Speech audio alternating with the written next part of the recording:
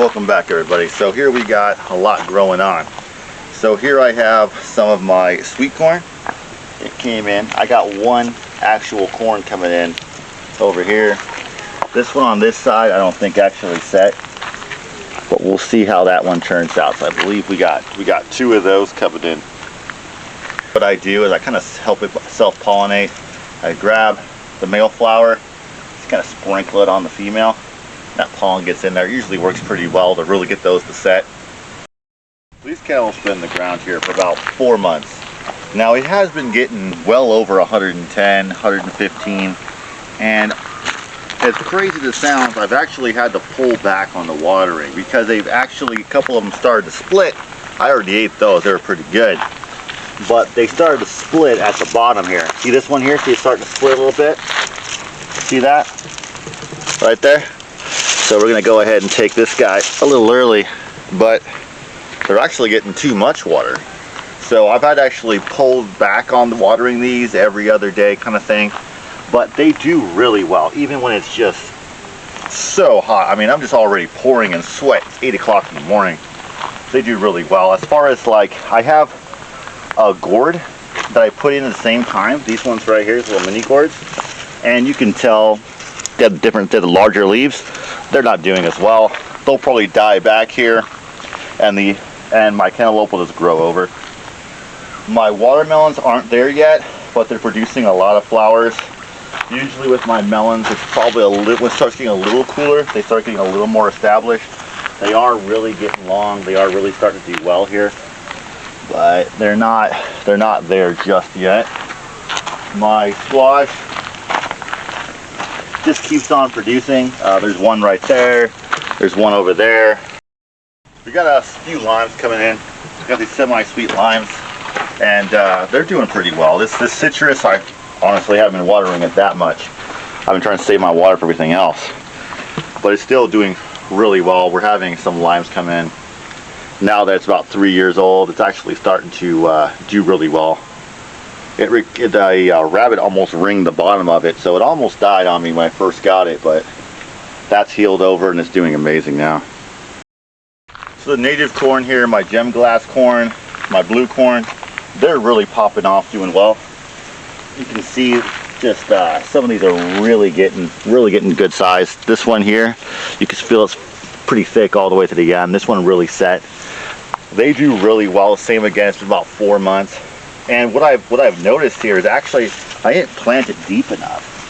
You can see like it's like producing more roots higher up. Now, I was doing my research, and the native people in the area, they would put those like 10 inches deep. I only put them probably 4, and you can tell it really has roots that are growing higher up. So if I was to do this again with the corn, I'd plant them just super deep, and they also soak the seeds, which I didn't do. So both of those would probably have a higher germination rate and just more success with the plant. But all in all, you can just see those are doing really well. The squash growing up on top is actually 2 of the 3 sisters program here is actually really starting to work. It's really putting some shade in. And then the shade from all of this is helping my collards. They're the greens over here, they're doing well. So they're able to shade those out a little bit. So it's kind of almost producing my own shade. Now, over here on the corner,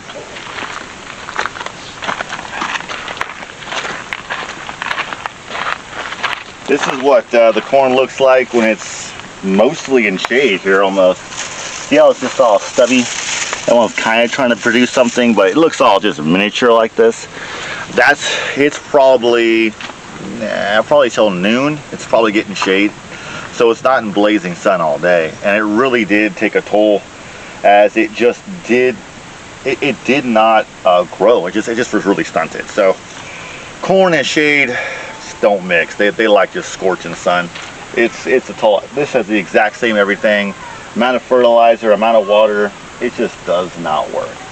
But over here, these guys getting just torqued in the sun. They're doing great. Just about getting that good water. I water them a light water every day. Kind of let it just flow across and just kind of nicely just soak in. So what I do I put the hose down, let it just run, and these little troughs here, basically these little trenches, it allows it to, once it soaks up enough water to allow it to sheet flow, it'll flow and flow and flow and flow. That's usually a good measure about how I get enough water in each section. Now, raised beds, I really want to do it for carrots. That way I can just pull them out and they aren't getting all crooked.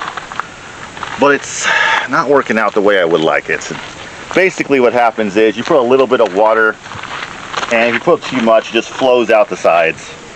And it's really just not doing what I want. It's literally doing the opposite.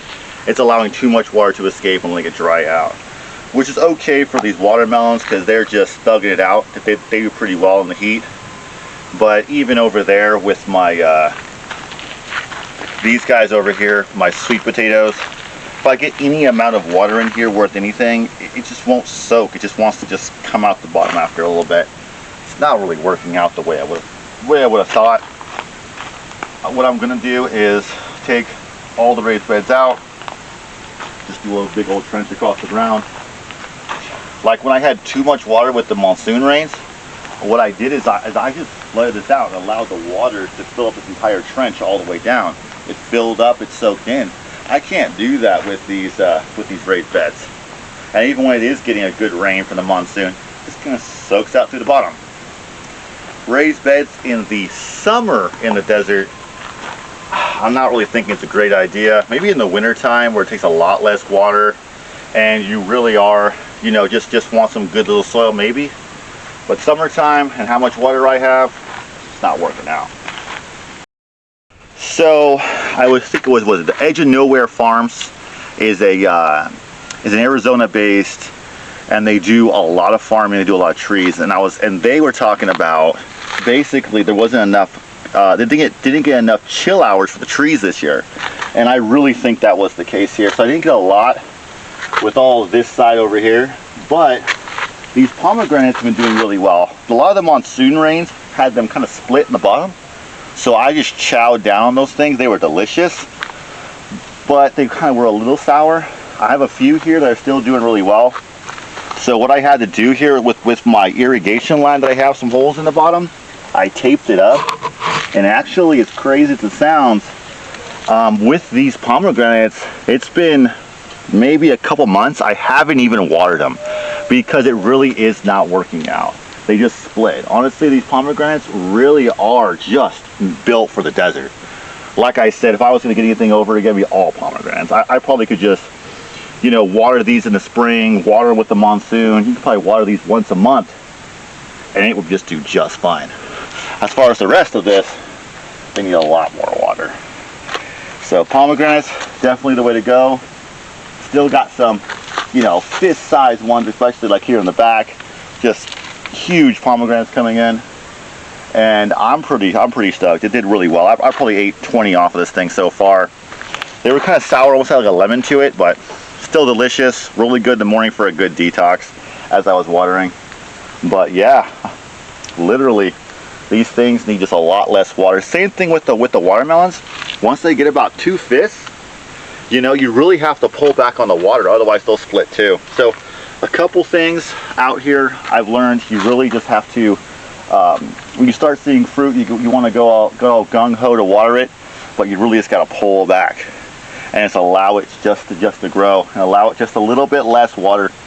These leaves are not curled, there's no signs of any problems, and I probably haven't watered this thing in probably over a month, and it's been well over 110, 115, doing just fine with a little bit of shade. So pomegranates, thugging it out.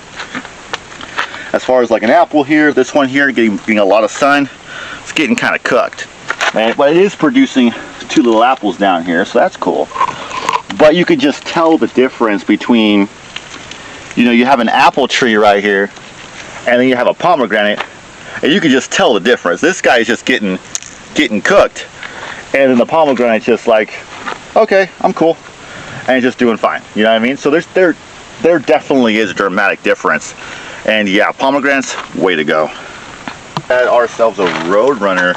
He was caught up over here in my garden, so I want to be able to let this guy go safely. and not have him caught up in my netting or anything else. Time to go. And he's off. Look how fast that guy is. Man. All right, bud. Going by eyes, he's going straight. He's turned this way and he's going to back that way. He knows where home's at. My prickly pear that I've been growing for about 4 months at the same time. And we have about 300 pads. Now, over there, I put about 4,000 gallons of water. On the other side over here, total in about this 4 months, trying to keep that all alive and watered. Over here, it may not have been even 40 gallons. I've watered this once the entire time. I've watered it pretty good out here, and that's it. The rest is a little monsoon rain. We have fruit, which is right here. These ones are getting close to about ready. You can start seeing them start turning that darker red. The prickly pear pads themselves, many can be harvested, like this one here. Like there's 2 right there. You can easily harvest the one, let this one go a second digit, growing straight up and growing in. Fruits again on this one over here. These ones have multiple pads, which you can harvest one off, let the other one grow the second digit, then keep going up. And it just goes like this on and on. There's a whole bunch over here doing the same, going that way. They wrap around going this way, other side of the fence and that way. And basically the biggest takeaway is these I watered once, not every morning like I'm trying to do on the other side here in the summertime. And they've just been set and forget. And they're producing vegetables and they're producing fruit. So for me, the ultimate thing to grow in the desert that I don't see a lot of people do, honestly, would be prickly pear cactus. Something that actually can grow with the native rainfall around here, and something that's actually going to do well in the native soil. On the pools that pooled up the last monsoon, I was able to just soak my entire garden really well. And I think, honestly, that really is the silver bullet here, is trying to capture that water and slow it down and get that monsoon rain into your summer garden. Winter gardening out here is pretty easy. I mean, it's you water once a week and the things just grow and the temperature's real light. But summer just takes a good amount of water. It's really, really hot. And it doesn't really rain except for these big pockets. So even with some pooling of water, I was able to that day soak my entire garden out there.